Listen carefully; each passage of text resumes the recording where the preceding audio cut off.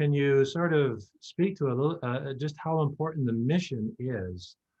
That unless we get the mission or asking God, what is our mission? We're just going to be like blowing steam or just wasting our life doing our own thing. Yeah. Yeah. So as you say, I think increasingly so, we find it really, this is a great time, I think, given all that's happening in kind of Western culture in the church, in the US and Canada, to kind of go back to basics and to just get clarity on the missions. And we would say particularly clarity on three missions.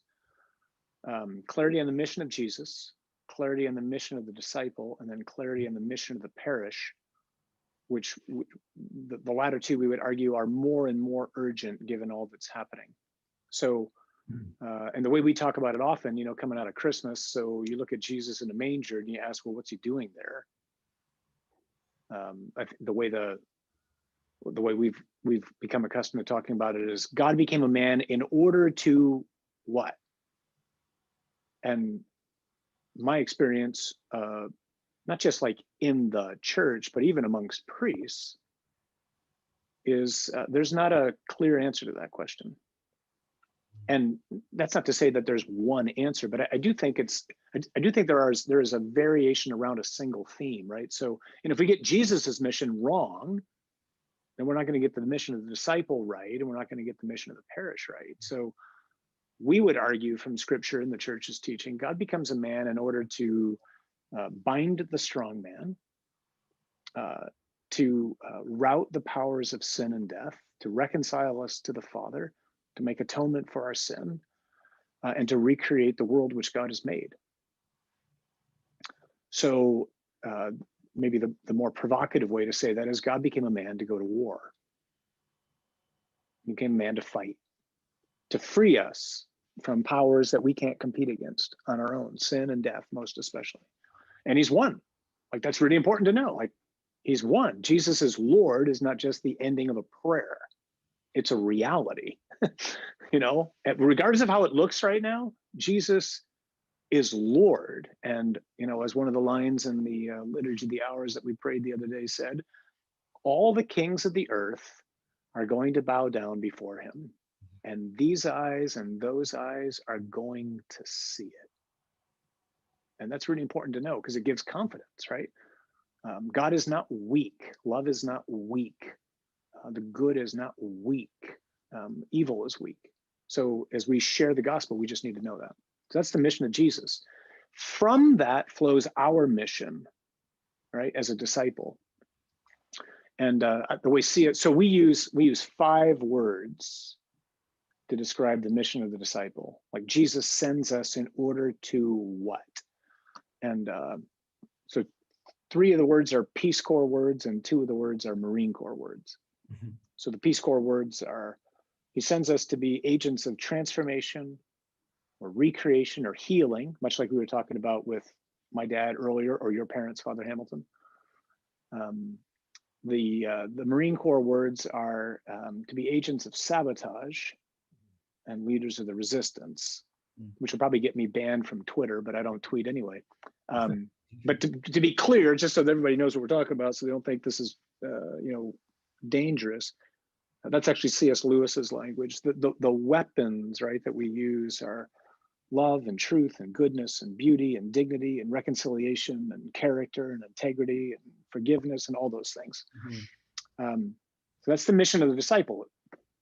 What's the mission of the parish? The mission of the parish is to be, this is N.T. Wright's language again, a microcosmos of the world to come. In other words, our parishes are supposed to be places where people walk in and they go, oh, they get it. Like, here's real unity and diversity. Here's people who have nothing in common other than they've encountered Jesus. They know they owe their lives to him and they want to live in response to him. And in a world right now which is crying for unity, and so many other things, there is no other source of unity than God, you know. And I think to know church history is to know that nobody like the church knows knows what God is able to do. God and God alone is able to take people who used to hate each other and not make it so they simply tolerate each other, but they love each other, they recognize each other as brother and sister, and they lay down their lives for each other. And the world right now desperately needs the church's witness on those things. And if our parishes were like that, people would be flocking to them. Mhm. I'm gonna take these out only because they're dying, but that doesn't mean I'm gonna lose you. I feel like I go back to the funeral for your father, and almost like that event at the parish must have, for many people seeing that, they must have thought that this is like the new creation, the sign, just his life, the life that he lived, and the words from your mother. That must have just been a profound event in the lives of obviously yourself and shaping your priesthood, but in the lives of so many other people. And so they really got it in a way. And the family being like, you know, the little parish, obviously at home. So you see that lived Well, up. the expression, right, is this is better caught than taught. Mm-hmm. That's true about discipleship, right? It's better caught. I want to see it, and oh, that's what you're talking about, versus I hear it, but I don't see it. You know, we have to both speak it, and then we have to model it to people so that they can see it and realize, oh, you showed me how to do that. Mm-hmm. Okay, I can do that, and I see the payoff in it. Mm-hmm. What's your advice for us, Father Riccardo, just at the parish level? Does anything come to mind about living this out? Well, you know, I think we're all in challenging times right now because of COVID, right? And so I think one of the things is just to communicate it over and over and over again to people so that they have clarity and alignment with you as the leaders of the parish as to what is the mission of Jesus, what is the mission of the disciple, what is the mission of the parish? Because I think oftentimes, at least here in the States usually, I think it was Rick Warren, you know, the pastor of Saddleback, the purpose-driven life and purpose-driven church. They did a survey of 1,000 churches, and something like 90% of the people in the pews when they were surveyed said the mission of the church is to serve my needs. Mhm. And by all means, like the needs of the people in the pews are really important. I don't want to minimize that, but that's actually not the mission of the church.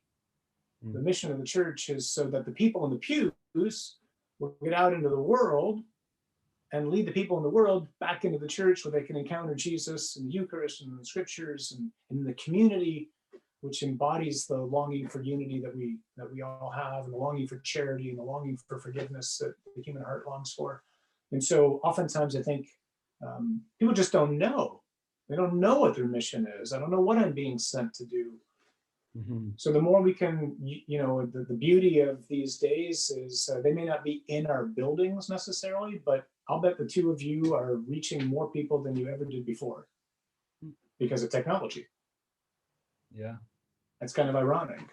You know, more people are listening now, even though they're not in the pews, and they're listening intentionally.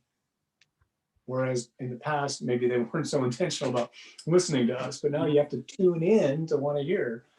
So we just need to, I think we need to exploit that, take advantage of it and say, okay, Lord, how can we exploit technology for the spread of the gospel?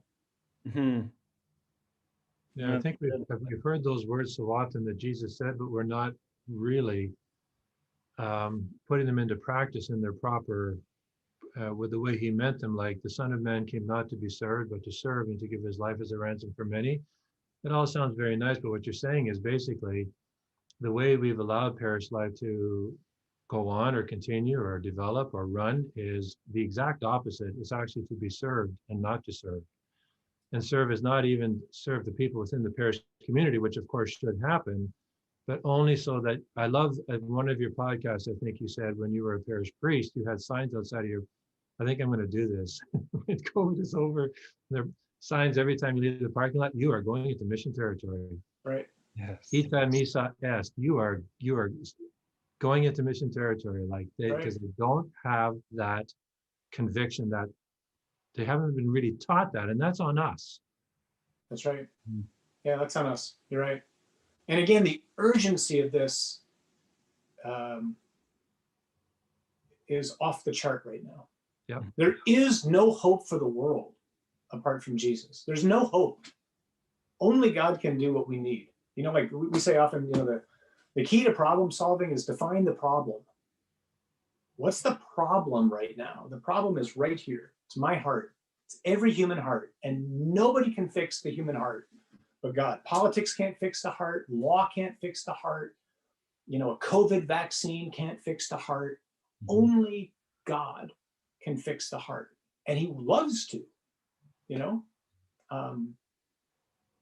So this is really, really crucial right now.